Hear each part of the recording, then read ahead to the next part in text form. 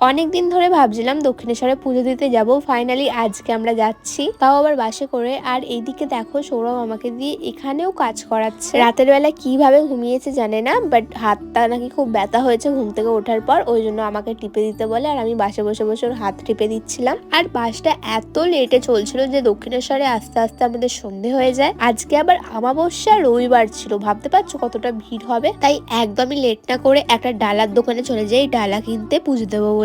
আর আমরা এই ডালাটা কিনে চলে যাই সোজা পুজো দিতে। আর দক্ষিণেশ্বরের মন্দিরের ভেতরে তো ফোন অ্যালাউ করে না, তাই প্রথমে আমরা গেছিলাম ফোনটা জমা রাখতে। তোমাদের সাথে একটা সিক্রেট শেয়ার করি, সৌরভের সাথে প্রথমবার যখন দক্ষিণেশ্বর এসেছিলাম, ও আর আমি আজকে যে জামাটা পরে আছি সেই জামাটাই আমরা প্রথমবারও পরে এসেছিলাম। মানে ভাবতে পারছো কত বছর আগেকার জামা। পুজো দিয়ে বেরিয়ে দেখি মন্দিরের সাথে সাথে সবকিছু অফ হয়ে যাচ্ছে। আর এই সময় আমাদের সাথে একটা বাজে ঘটনা ঘটে, সেটা তোমাদের সাথে নেক্সট ভিডিওতে শেয়ার করবো। তার জন্য চ্যানেলটাকে সাবস্ক্রাইব করে দিও।